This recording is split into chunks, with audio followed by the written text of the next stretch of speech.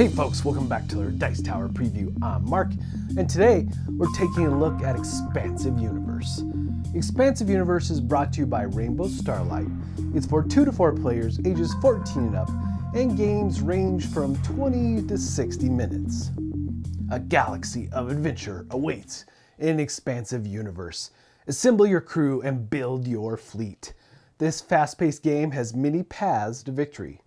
The first player to have 20 points or more at the end of the turn is the winner. Points are gained by completing missions on your planet, controlling the galactic core at the end of your turn, destroying enemy spaceships, destroying enemy characters, and putting your control tokens on an enemy location. But watch out, because if your alpha character is ever destroyed, you are out of the game. There are 4 main factions to choose from in this game, and they each have 4 starter cards, known as their alpha cards. You have your alpha planet, and in orbit, you have your alpha spaceship. On the planet's surface, you have your first starting alpha location, as well as your first crew member being your alpha crew member.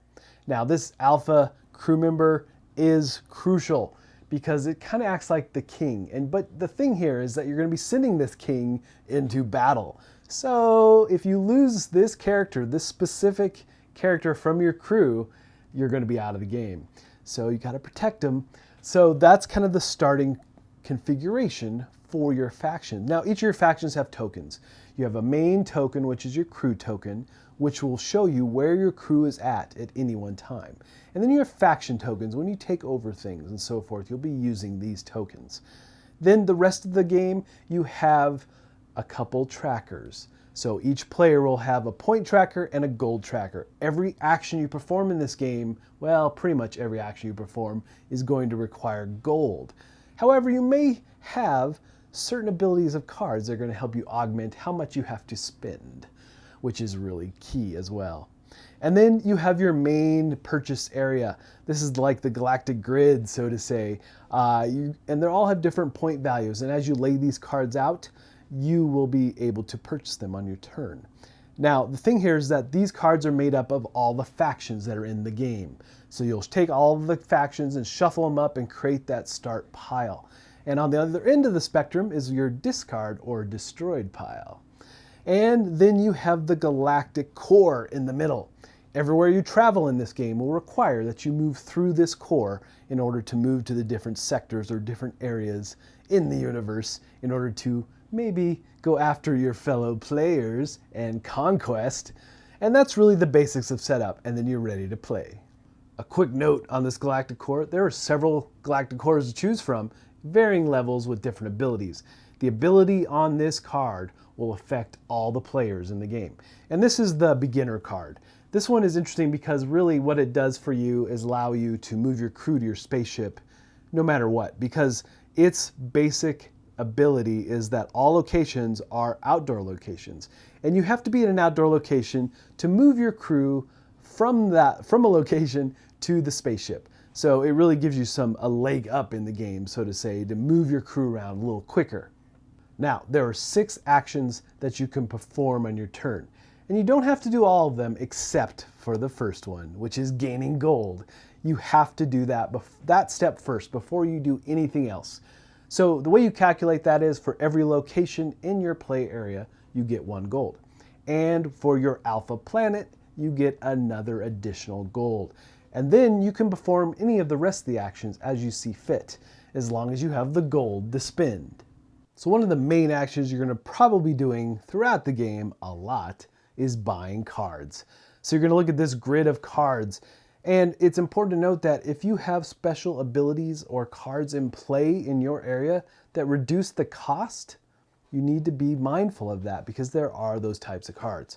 Now, you're looking at these different cards, and the point value below them will show you how much gold it requires. And it's pretty straightforward. The furthest card on the right is worth 0, and all the way to the far left is 5. And as you buy cards and it goes to the next player's turn, these cards do shift down. So cards do become cheaper as the rounds move on.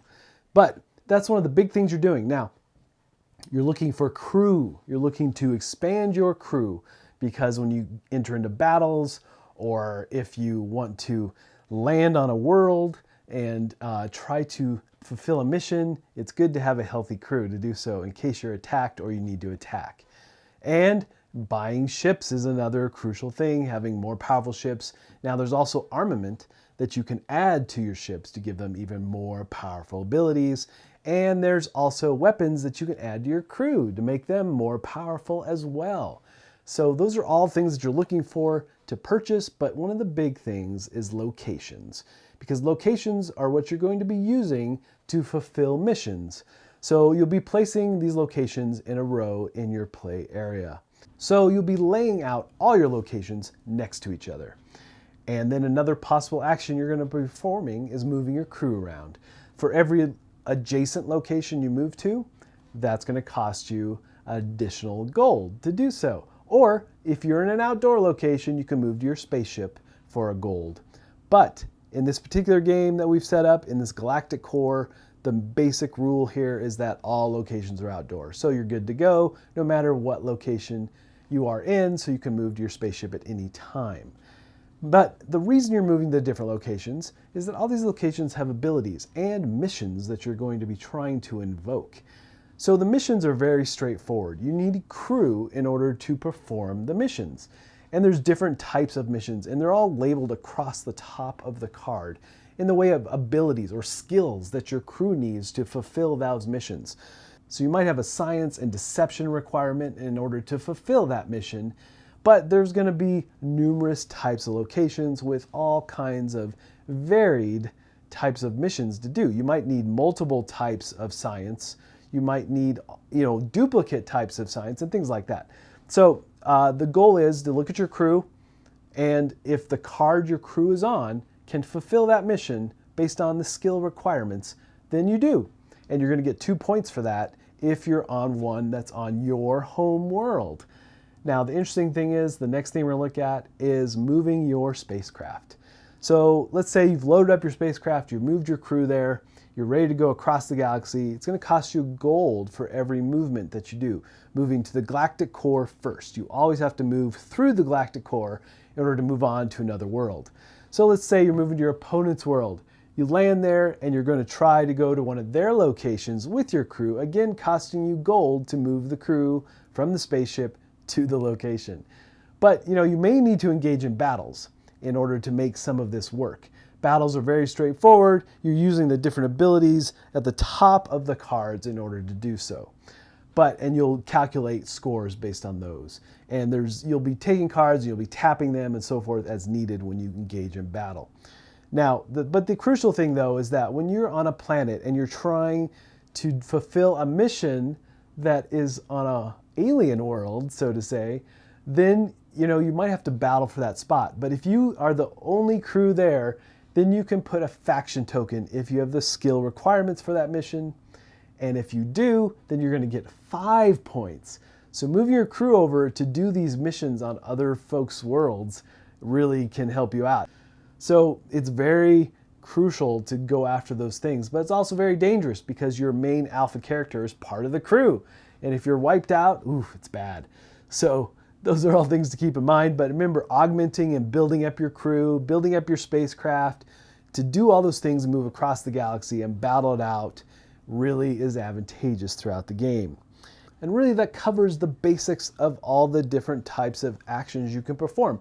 And you don't have to do all of them. I mean, you could literally sit on gold for a couple turns just to gain enough to do a bunch of stuff in a big turn.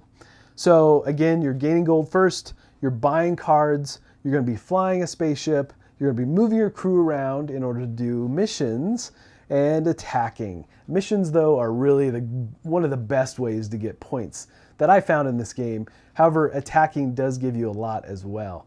But there's just a lot of give and take there. And again, really building up your fleet and building up your crew is really the key in this game. But don't neglect the fact that you have your own missions that you can perform on your own world. You can really tool around for a bit and gain some points quickly by fulfilling the missions that you have on your alpha world. So you'll go round after round until one player has hit 20 points, and then they'll be declared the ultimate warlord of the galaxy. All right, folks, just a reminder once again, this has been a Dice Tower paid preview. And everything you've seen here is done and published. Starlight is definitely pushing these games out and making them readily accessible for folks. So give them a closer look for sure. Definitely go check out their website and so forth. Now, for this game in particular, I really did enjoy the fact that you're tooling up your world. You're tooling up your locations. You're gaining crew with weapons. You're outfitting your ships. All those things that you do before even moving off world really is a ton of fun as you try to gather the right cards and build the crew to like a pretty substantial crew that can fulfill just about any mission that you come across. And really, going after those missions is really crucial. And again, after you complete missions, make sure you look at the card's ability because you're going to trigger the ability of those cards as well.